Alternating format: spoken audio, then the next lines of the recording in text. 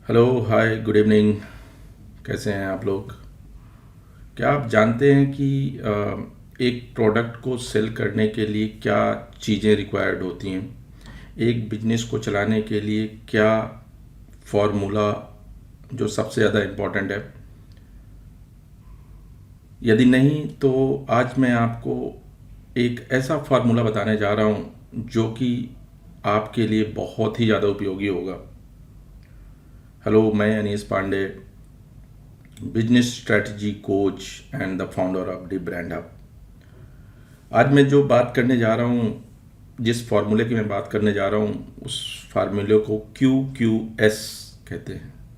Q for quality, second Q for quantity and the last S for spirit of cooperation, काम करने की भावना। तो अब हम समझते हैं कि क्वालिटी का मतलब क्या होता है। क्वालिटी का मतलब ये नहीं होता कि कोई आपका प्रोडक्ट 100% परफेक्ट हो। क्वालिटी का मतलब होता है कि आपका प्रोडक्ट जिस स्टेज से बनना आरंभ होता है, उस जितनी सारी स्टेजेस आपके प्रोडक्ट की होती हैं उसको कंप्लीट होने तक, उस हर स्टेज में वो 100% क्वालिटी डिलीवर करना चाहिए।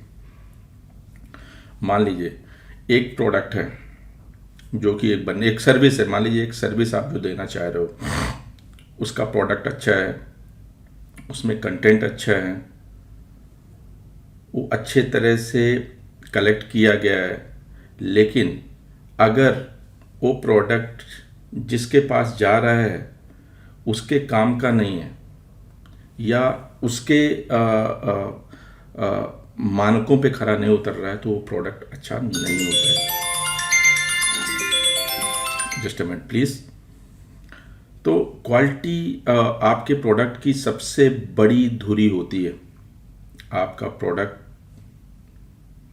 हर मानकों पे खरा उतरना चाहिए।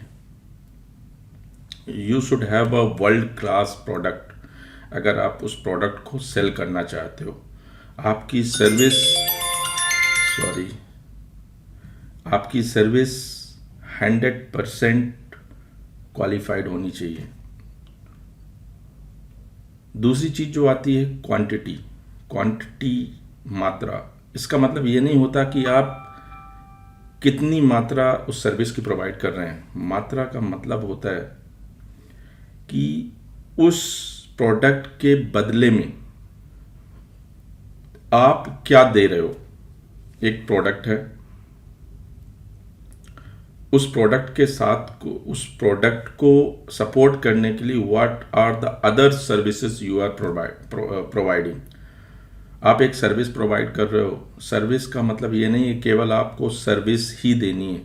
सर्विस के साथ में आप क्या दे रहे हो, मतलब उस चीज़ को सपोर्ट करने के लिए। ठीक है। एक जनरल रूल आप समझिए कि आपकी जो क्वांटिटी होनी चाहिए वो आपके प्रोडक्ट कॉस्ट की 10x होनी चाहिए। मीन्स अगर आपका प्रोडक्ट 5,000 रुपीज़ का है, तो आप जो क्वांटिटी डिलीवर कर रहे हो अपने कस्टमर्स को, that should cost around 50,000 rupees. Then only you can sell the product. मतलब आपके प्रोडक्ट की वैल्यू 50,000 होनी चाहिए यदि आप उसको 5,000 में सेल करना चाहते हो। ठीक है। तीसरी चीज़ जो सबसे ज़्यादा इम्पॉर्टेंट है वो है स्पिरिट ऑफ कोऑपरेशन, आपके काम करने की भावना। एक बार एंड्रू कार्नेगी ने एक बताया था कि वो अपनी कंपनी में ऐसे किसी आदमी को नहीं रखेंगे जिसकी काम करने की क्वांटिटी बहुत ज़्यादा हो, उसके काम करने की क्वालिटी बहुत अच्छी हो, 100% हो, लेकिन उसमें स्पिरिट ऑफ हारमोनी नहीं है, मतलब काम सद्भाव की भावना नहीं है। अगर आपके एम्प्लॉय में, आपके जो वर्कर्स हैं उसमें स्पिरिट ऑफ हारमोनी या काम करने की सद्भावना नहीं है, तो आपकी सर्विस कभी भी प्रॉफिटेबल नहीं हो सकती। ठीक है।